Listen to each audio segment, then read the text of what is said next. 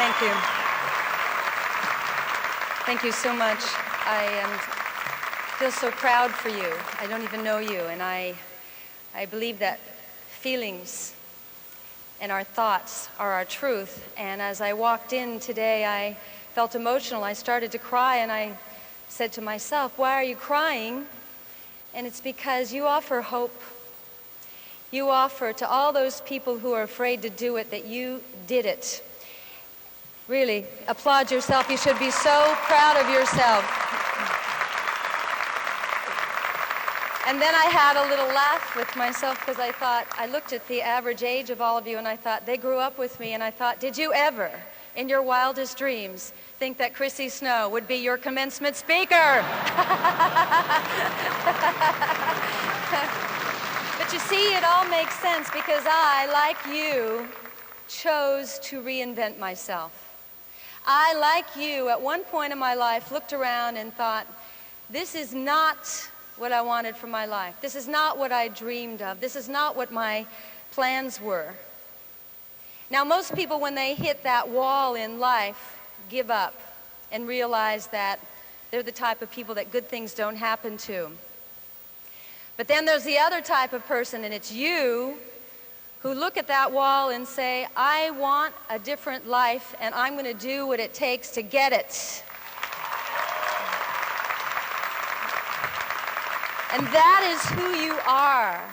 And remember that when you go out in the world, that is who you are. You have within you the courage to change your life. The two most important questions that we have to answer as human beings in our life are, who am I and what do I want? Most people go to the grave never knowing the answer to that. And to try and figure out who you are, which is a very complex thing because we have all sorts of barriers we put up. Go back. Go back as far as you can remember. They say it happens from age 18 months until 11 years old when we reveal who we really are. Go back and ask people who were there what they said about you. I asked. I heard that I was such a happy little baby, that I smiled all the time, that I giggled all the time, that I entertained everybody. I used to have a fantasy when I was a little girl. When I was a child, the communists were still a big threat. Everybody was always worried about the communists. And I used to have this fantasy, I think I was only 3 or 4 years old, where I would go to some mountain, and at the top of that mountain, the communists would come on one side, and we, the good guys, would come on the other. And I said to them, why do you want to fight? And in that moment, they all said, you know, you're right, Suzanne. And world peace came. That was my fantasy as a child. Well, I'm standing here today, and I'm speaking to you, and I realize that the dreams that we have and the fantasies that we have as children are not far away from what we really see ourselves to be. So during those years from 18 months to 11 years, when people are noticing what spirit you have and what joy you have and how clever you are and how smart you are, and then those enchanted moments of youth in adolescence when you know you can do it, when you know you're the best, when you know you're going to be successful, when you know that you can conquer the world. That's who you really are. But what happens to us somewhere around age 12 on, adults and people in our life start telling us we can't do it. And we start believing it. I call that the wounding. The wounding begins. This is the critical place for us as human beings because as we become wounded, we buy into it and believe it, and all that spirit and all that joy and all that cleverness that was who we really were gets buried deep within inside, and some people never find it. The fact that you are here, that you got here today, and I know how hard it was for you because somewhere along the line you weren't ready, you couldn't, you wouldn't. Some life event kept you from the normal course of high school, college, doctorates, whatever degrees you go on. Something happened then that you couldn't continue, so it was harder for you to go back to school, but the fact that you did shows the courage, and that's who you are, and that's what you've got to hold on to. You seized your window of opportunity. Windows of opportunity don't come along very often in life. You know the moment it happened to you where you thought to yourself, if I don't do this now, I'm never going to do it, and then my life is going to be something that I don't want it to be. So you already know about seizing the window of opportunity. It will happen again now that you have this education, and you will never stop learning. This is only preparation for all the learning that will happen in your life. The window of opportunity will come again to you, whether it's in your business or your personal life. It's not about age. There's no chronological age. It's not about when you hit 40, you better have achieved what you're going to. It's none of that. It's the same feeling you got when you thought, if I don't go back to school now, I'll never do it. Same thing happens in business, in the professional world. You know when you're ready. You know when you've got all the information. You know when you can do it. And you seize that window of opportunity, and that's when the success comes. And it's thrilling because you owe nothing to anybody but yourself. And nothing in life feels as good as achieving on your own, that nobody did it for you, that you did it for yourself. And that's what you've done by being here today. I am so proud to be speaking to you today. Thank you very much.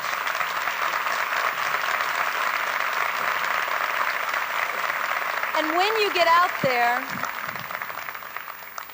you've got to focus, you know that. That's what it took to get you to this day. It's focus and determination while you're having a full-time job, while you're raising your children, while you're taking care of your family, while you're trying to do it all and keep it all together. It's so amazing that you could pull this off.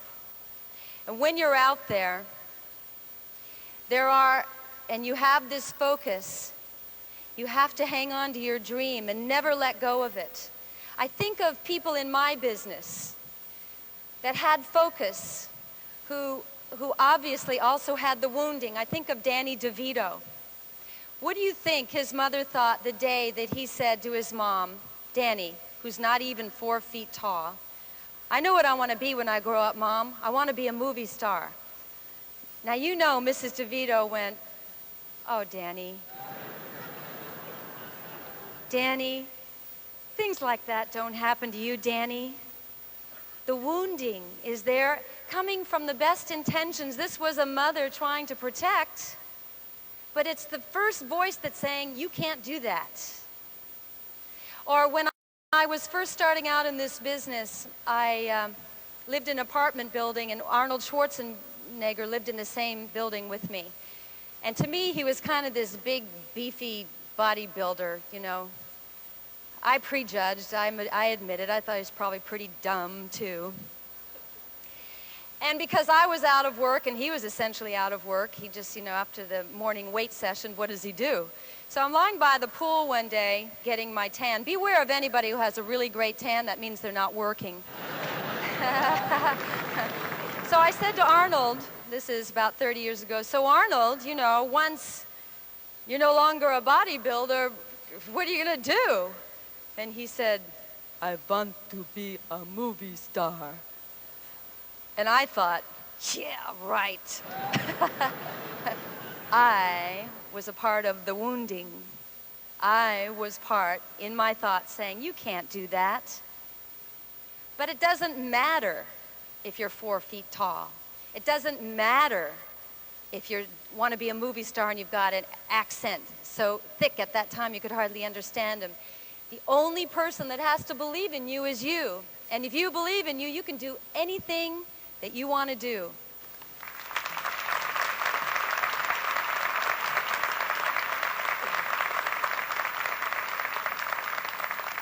I root for you. Everybody up here on this stage roots for you. Everybody in this auditorium roots for you because you offer the hope that it can be done. And it's so admirable. I was sitting in my home a couple of days ago, and I watched something miraculous. There's this tree in front of my kitchen. It's a lemon tree. And in this lemon tree, this little nest, this little bird was making this little nest, and they had built it the year before, and I guess they were coming back again. But it's a strange place to build a nest because there are a lot of people walking by, and the nest was at eye level. But I enjoyed watching these two birds put this nest together with all the twigs and the spit and whatever they put nests together with. And I mean, I'm no bird, so I don't know. But anyway, they built a really nice nest in my tree. And then the mother bird came, and a few days passed, and she flew off one day, and I saw there were two perfect little eggs in the nest. And I was so thrilled. I feel like, I was part of the process, that, I was like an ant or something to these little eggs. And a few more days passed, I guess it was more than a few days, and all of a sudden I see movement, and I look underneath, and there are two perfect little birds. Well, I was so thrilled watching this. These are my babies. I love these little birds. I'm attached to them. So each morning my husband and I would come up to the kitchen with this anticipation of, let's look at our little birds today. And a couple of days ago we walk up, and there's a lemon in the nest. And we thought, who put the lemon in the nest? And then we noticed the mother had moved to the side of the nest. And I thought, oh, I hope nothing happened to the baby. But I look underneath, and there was a little baby bird under the mother. And I thought, oh, good, the babies are okay. So I lifted the lemon out, feeling it was safe now to touch the nest. But underneath the lemon was the second little baby who had been killed by the lemon. And I thought about those two little birds all day. And of course, the metaphor that came to me is enjoy each day, enjoy the present, because you never know when a lemon's going to fall on your head and end it all.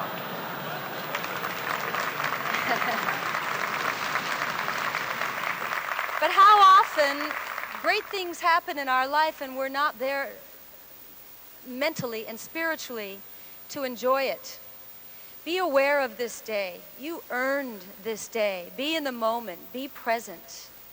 Be aware every single moment of your life.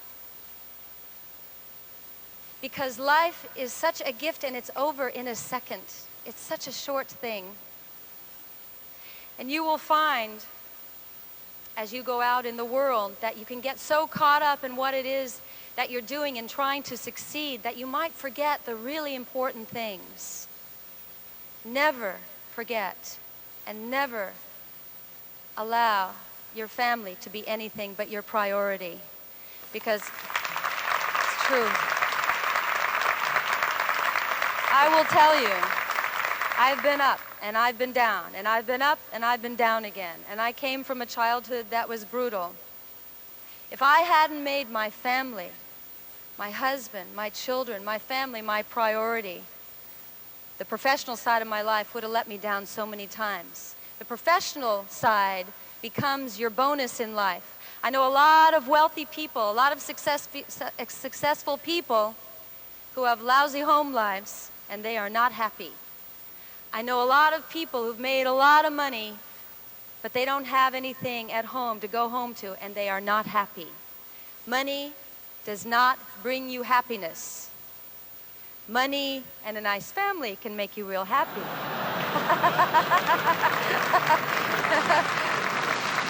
Money is okay. Money is something that you get as a reward for doing what you do really well. And that allows you to have safety in your life, to live a better lifestyle. That's why you all came here, went through the arduous task of a 4-year program, so that you have the knowledge so you can go out and have a better life. But I can only tell you one thing. Do what you love for your living. Really think about what you've chosen and do what you love. Do not do it for the money. Because if you do what you love, the money will come.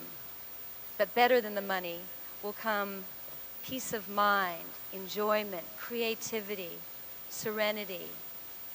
You will look forward to going to work every day. I look forward to my job every single day. So do what you love. That's the best piece of advice I can give you, having been there and here now. Because nobody knows what you want out of life but you. And it's so important to tell the truth in your life. And the most important person to tell the truth to is yourself. Face yourself every day and tell yourself the truth about yourself. What is it you like about yourself and what don't you like? It's an incredible exercise. At times it's humiliating, at times it's agitating, at times it's shameful. But the only way that you can change yourself as a person is to face the truth about yourself. Because what you're here for is not only to go out and have success in business, but your job also is to be the best person that you can be. That's the greatest thing that any of us can do for mankind. I know at these ceremonies, it's always said to you, go out and make this a better world, and I agree. Go out and make this a better world, and we need you to do that. But I want to look at the bigger picture. Go out and be the best person you can be. That requires total honesty. That requires in business to be fair, to be accountable. In your personal life, to be decent and accountable and fair and loving. These are important things. And when you become the best person that you can be by example, those in your sphere, your children, your family, the people you work with, will want what you have. And then you will have done your part to make this world a better place. If each one of us took responsibility for ourselves and being the best person we could be, and I know this is idealistic, but we would live in a perfect world. There would be no war. There would be joy. We were put here to be happy. It's our job to manifest happiness, and it's a lot of work. But nobody does know what you want out of life but you. And nobody's going to get it for you. You have got to go out and fight for it. And nobody will be as sorry as you if you don't get it. So go out and have a wonderful life. Be proud of yourself. Understand the courage it took you to get you to this point, this far. Understand that you took the first big step in your life to change your life and to become who you were during those enchanted moments of youth when you knew you could do it. Now you know you can. You tackled this. So many people have never done what you've done. You've done it. Go out, have success, have a beautiful life, have a wonderful family, raise beautiful children, teach them the important things in life, decency, accountability, caring, love, and be proud that you did it. And I am so proud of you that you would ask me to be here today. I did not graduate from college. And I had a moment when they called and asked me what my education was because of the color collar that we would wear. I had a moment where I was embarrassed that I had not been able to go on to college. And then I thought, no, this is cool. This offers hope also. That no matter what, thank you. Thank you. No matter where you come from in life, no matter what happened to you along the way, and everybody in life gets thrown a curve. If it hasn't happened yet, it will have happened down the road. That's just the way it is. When it happens, you have only two ways to react to it. You can either be a victim and say, why me? Why do terrible things happen to me? And spend the rest of your life feeling sorry for yourself. Or you can say, how can I learn from this? How can I grow? How can I use this to propel me forward? You've done that. You've turned your negatives into positives. You've turned the negatives in your life and the adversity in your life into forward movement and thinking. And you should feel so good about yourself. And I am so honored that you invited me here today to speak to you. Have a wonderful life. Thank you very, very much.